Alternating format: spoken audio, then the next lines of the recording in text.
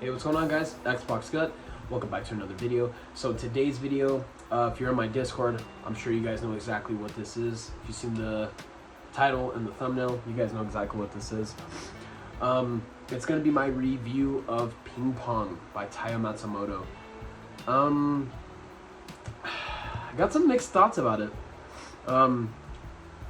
We'll just get right into it, because I definitely got some mixed thoughts about it.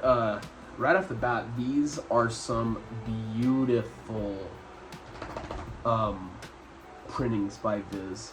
Just absolutely gorgeous. They're oversized. They're not hardcovers, but you know, some pages are colored, some pages aren't. Really good page quality, actually. I'll show you guys the second one. Really good. I love the way they're different colors. And I love the different art of the ping pong matches that go on into it. I have a bunch of stuff written down, my thoughts on Volume 1, my thoughts on Volume 2, because actually all of Ping Pong is compiled into both of these omnibuses by Viz. So right off the bat, you have your two main characters, Smile and Peco. I'm not going to use their main names, just their nicknames, because I don't remember their actual names. But it starts off with them, and they're, childhood friends, and they love ping pong. And they are very different people. Like, Smile was a very kind of reserved, kind of calm and collected kind of guy, while Peco is more of like a obnoxious, loud, kind of like outgoing, outspoken kind of person. And it kind of shows in their ping pong style of way they play. Taiyo Matsumoto doesn't waste any time trying to explain the game ping pong to you. It's pretty much as simple as it is. You hit the ball and you try to knock it out of bounds into the other person's area. Right off the bat, they establish that the kids are in high school at this point, that Smile and Peco are in high school already. And, with being in high school and being in a ping pong table tennis team comes a lot of tournaments and a lot of rivalries. So it gets into that, like, a lot, actually. Brings me to my next point, the China rivalry, which I say China rivalry, but there's this guy from China named Kong, and he kind of wants to represent China the best he can, and he's in Japan trying to beat these Japanese table tennis players, and he just has something to prove. He's a very cocky player, but he's good. He's very good at that. Getting to my next point, you get into a lot of training arcs in ping pong. Like, the first half of the first volume is some character development, and then it gets into training arcs. So it goes Peco, Smile. So Peco kind of gets trained from a different person than Smile does. So it's like weird. They train differently and stuff like that. I really like the training montages. Smile, right off the bat, I noticed that he has incredible potential to be a fantastic ping pong player. He just has the discipline, the drive, and being a person that used to play football, I mean, the coaches would drill it into you about having passion, about having drive and stuff like that, and Smile absolutely had all of those qualities. They call him Smile because he doesn't smile. He's just kind of a monotone guy, just very chill. It's really funny the way Taiyo Matsumoto tells these stories very quickly. He's able to kind of get his point across very fast. With the training arcs comes the first tournament, which was mind-blowing to me, because it was at the end of the first volume, and I just loved the art at this point. Not to mention that the art is actually terrible. It's really bad. But it's funny because it's so bad to the point to where it's really good and descriptive. Like, it's super insane. But where the art really shines is in the ping pong matches, which brings me to my next point. Smile goes against Kong from China, so it's like Japan versus China. Fantastic fight. It was the best fight I've seen yet. Or not fight, I say fight, but it was the best match I've seen yet. One complaint I do have about ping pong is the fact that they skip sets. So, like, it'll go from 0-0 to 12-0 to 20-12. It won't ever show, like, the full match between the person and the person, which kind of sucks in my opinion, but it's still conveyed very well. And gives off the same kind of vibes that it did before. There was the next arc. It was Peco versus Demon. I don't know Demon's real name, but he was another person from another high school. Fantastic short match between both of them. It was just kind of a match between pride. You know, it was just both of those guys really loved ping pong.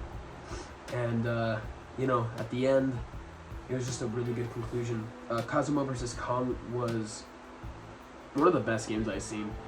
Kazuma was just such a fluent player, and the art just complemented his playing style so well.